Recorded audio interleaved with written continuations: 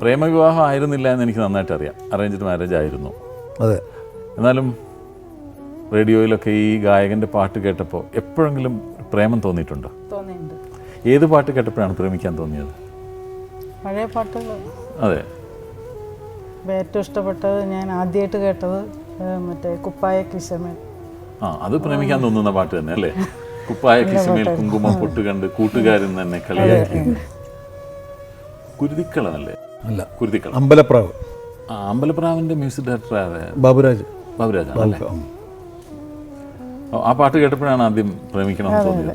അപ്പം അന്ന് പ്രതീക്ഷിച്ചിരുന്നു ഇങ്ങനെ? ഇല്ലല്ലേ, പ്രതീക്ഷിച്ചിട്ടില്ല. പിന്നെ എങ്ങനെയാണ് ഈ കല്യാണാലോചന വന്നതൊക്കെ?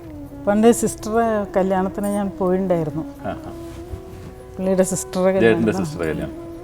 പിന്നെ അങ്ങനെ സിസ്റ്റർ ഹസ്ബൻഡിൻ്റെ അമ്മ ആണ് ഇത് കൊണ്ടുവന്നത്. ഇങ്ങനൊരു ഈ കുപ്പായ കുങ്കുമ പൊട്ട് കാണിക്കാനുള്ള ഒരു അവസരം ഉണ്ടാക്കി.